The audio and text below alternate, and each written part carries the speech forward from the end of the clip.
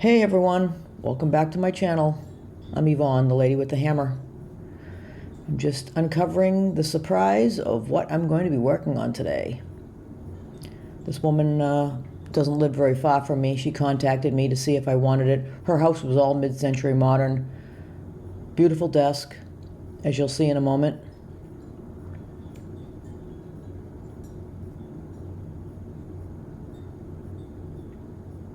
I couldn't find any stamps on it, no information on the back.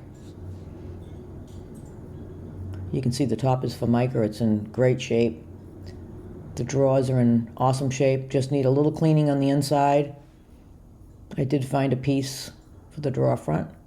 I'll replace those little handles, those little white handles you see. I'm just checking them out to see if there's anything left in the drawers, as I literally just picked this dresser up. Excuse me, desk, not dresser. That top looks fantastic.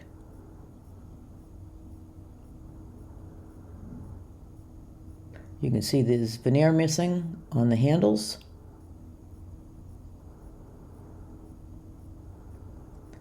But there's no veneer missing anywhere else. It's just on those handles right there. As you'll see, I'll show you the side in a minute.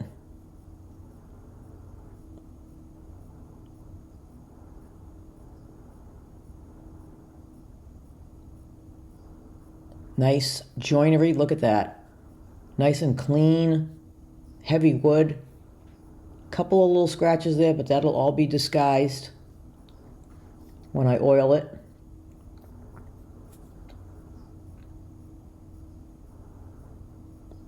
Just checking out the construction.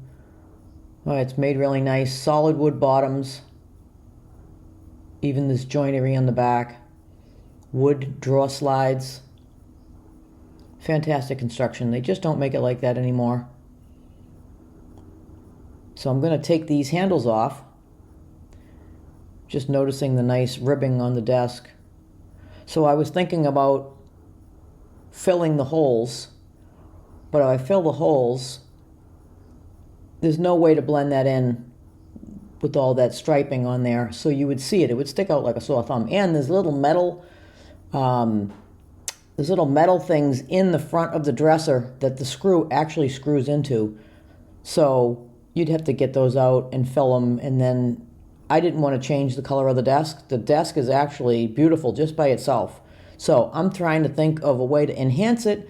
I'm going to change those little white knobs to black, and I'm going to do the front handles, which are those curved pieces you see right there. I'm going to do those in black as well. I'm going to leave the legs natural. I'm going to leave all the rest of it natural. I just think it looks fantastic.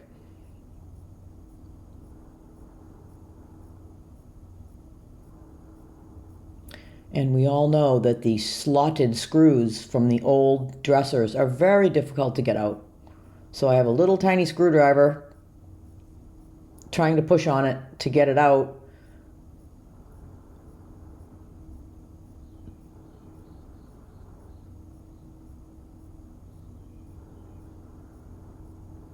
If you guys like this content, don't forget to hit that subscribe button. I noticed that over 90% of you are not subscribed. You know, I'm doing my best to start recording, do better recordings. Look at this desk, it's beautiful. I got all the handles removed, and now I'm going to be checking out the drawer front handles to see what needs to be repaired. I was going to re-glue that on, but all I have to do is use the putty. So now I'm going to check for loose veneer. So if I was doing a patch, a veneer patch, you would want to remove all the loose veneer so you can get cut the patch properly. You would cut all those into nice squares, but I'm not going to do that. I'm going to paint those. So I'm going to use putty on that. I switched over to the wood putty, plastic putty, or whatever you want to call it. It's horrible. I don't like it. I always use Bondo. I know how it works. It's easy to use. Here I am just cutting out the loose pieces of veneer, just to make the edges nice and square. And after you fill them, when you sand it, you want to make sure that you not only sand the patch, you want to get some of the wood sanded next to it. So when you sand, you'll sand down until you start seeing the edge of that patch. You want to go a little bit further down, that will blend it in. If you don't take that actual wood finish down some that's around it, you'll see the big patch. So that's obviously not what we want to do. We want to have it nice and blended in, nice and neat, because that's the first thing you see. You walk up to the dresser, boom, there's the handles. The desk. Boom, there's the handles. You don't want to see them all lumpy and bumpy and, oh, look, somebody tried to fix it. Yeah, that's not what we're going for. So there, I'm just checking out the rest of them.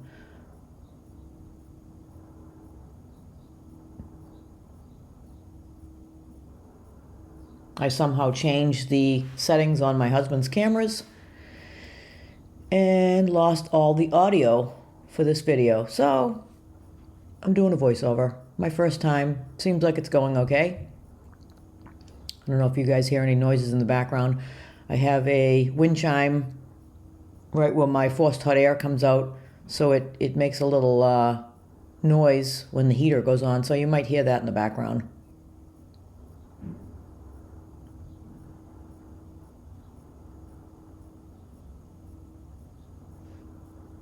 Yeah, very important to remove all that loose veneer and see how far I'm going back, because all of that is loose.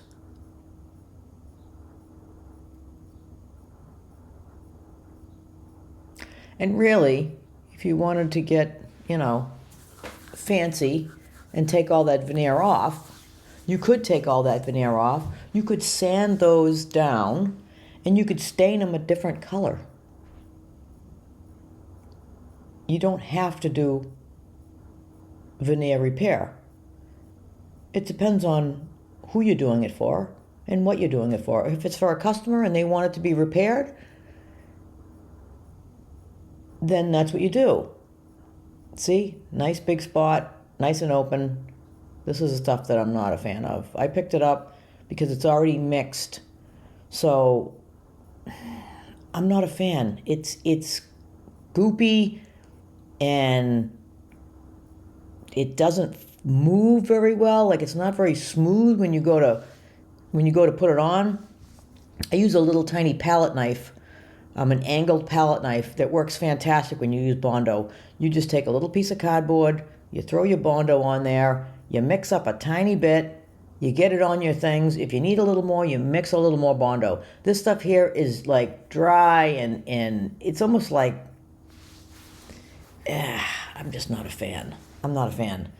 It looks like peanut butter, but it's not that smooth. If you've watched my channel before, you can tell that when I do the Bondo, it's right on. I don't have to do a lot of fussing, so I'm not really sure how this stuff works. So here I'm trying to work it in, and you want to keep it proud so you have plenty of material to sand back. Or you're going to have to do multiple coats. Like, if I don't make enough Bondo, I put it on, I walk away, let it dry. I come back, I sand it. Any low spots, I hit with a little bit of Bondo, let them dry, boom, done. Quick, simple, easy. You don't need to fuss for a long time.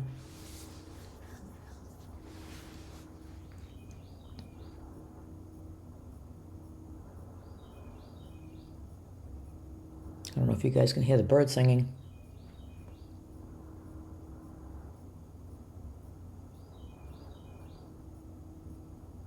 Yeah, see, it's just dry. It's just, I'm not a fan. And I will not be keeping it. I will be tossing it in the trash. even though it was $20 for that little tiny container. Nobody wants it. Nobody's going to use it. I don't like it. And you can get smaller containers, just like that, of the Bondo. Usually I buy a gallon at a time. But when I got down to the last quarter of my gallon of Bondo, it was getting a little weird. So I'm going to sand them down. See how it's lighter and darker? So usually that's an indication that that's wet. But this stuff is so weird.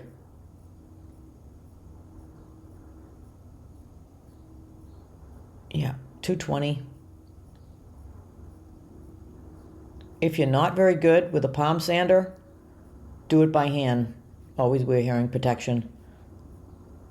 Because if you don't have finesse with your hand sander, you need to do it by hand. You'll completely ruin these. I've been doing this for so long that it's very easy. See how it just chips right off? Just not a fan. Bondo doesn't do that. See, now I'm just repairing the extra little spots that I see that were holes, and then I'll sand them again. I set my timer because this was just a patch. So in 15 minutes it's supposed to be dry. But when you do it really thick, it's not going to be dry. So I knew that it would be all set in 15 minutes because I only put a little tiny bit on there. But you can see that I'm sanding around the patch to make sure that I actually sand some of the wood so it's nice and smooth across. And like I said, you don't see big globs of that. See how it is? Sanded around there. I took the finish off. Best thing to do is feel with your hand.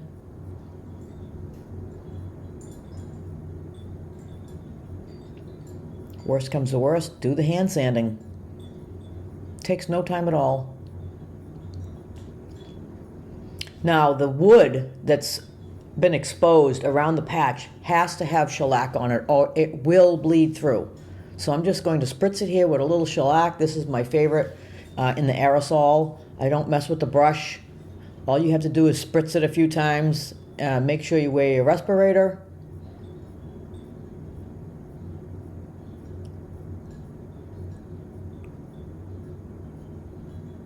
Let it flash off, and then you can do another coat. Now I'll show you in a second that that patch sucked in that shellac, and you can see where it makes it dry. See how it's nice and wet there? Just give it a second for it to flash off.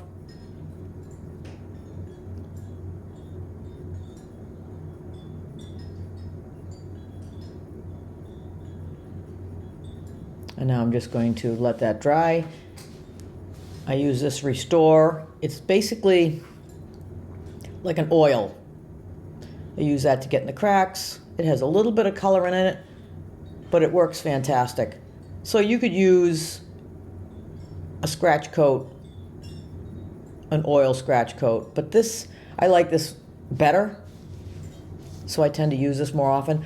It also depends on the color of the furniture you're using. Do you have to do hand coloring? This, I do not. See how there's a scratch along the left-hand side there? This will all cover that. And it also nourishes the wood. You've got to make sure that you nourish your wood. We're in dry houses, AC running, heat running, and if you have forced hot air, your furniture is going to get real dry. So take your time. Get the right stuff to put on your furniture. Don't use furniture polish. That just builds up. It makes it a mess to get off.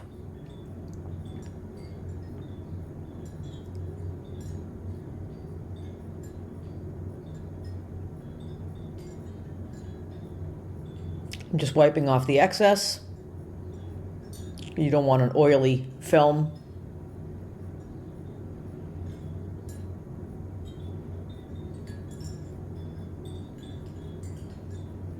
So the top drawer has a little lip on it. It's like a puzzle. Which one goes where? Okay, we figured it out. Beautiful desk. I love it.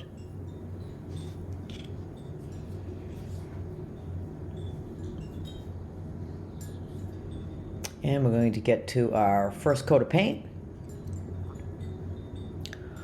So when I put the cover back on my paint can, it banged the dust that's on my mat, and it all went all over my freshly painted drawer tops, handles.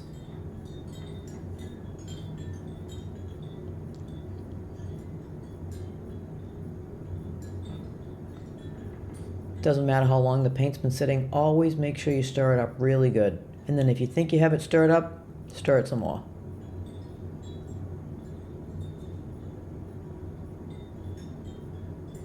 Get the paint on, and then take care of your brush strokes.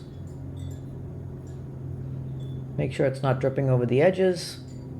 So you have to be concerned about all sides.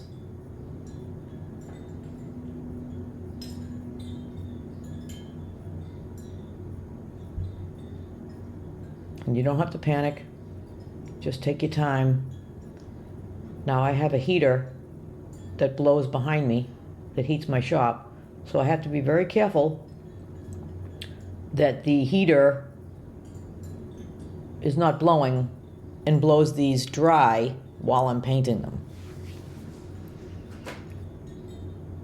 Now you can see, I might point it out, there's little nibs in the paint.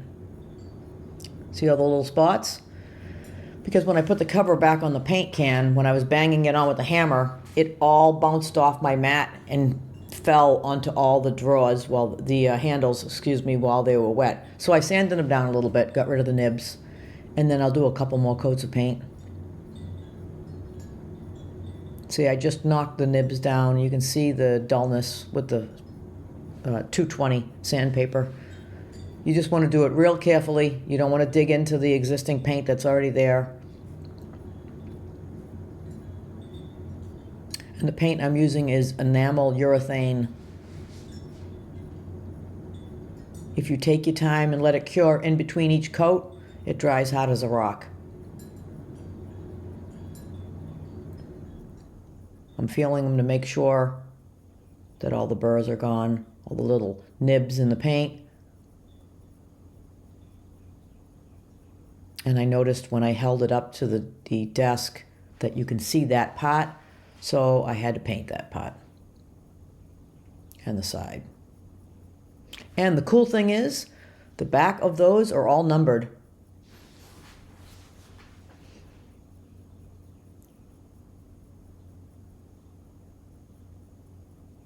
Giving it a couple of coats here.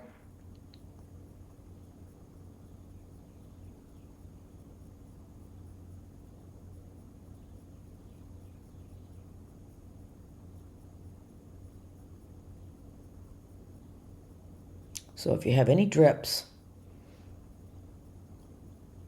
you can take care of it right before it's completely dry. Yeah, see, there's numbers on all of them. 1 through 6. I thought it was pretty cool. Now you need to let them dry. You need to let them cure before you start handling them. So I'm just looking to see the numbers. I want to put them back in order. There is a finished side. The bottom side, as you can see right there, that's bright colored wood, goes down. See how that doesn't look very good? And I didn't notice it until I reinstalled it, so I'm going to paint those sides.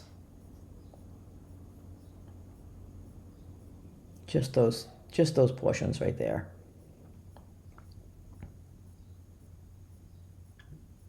There she is, looking great. I hope you guys like this. Give it a thumbs up. Stay tuned for the next project. I'll put in a before and after. Thank you guys. Have a blessed day.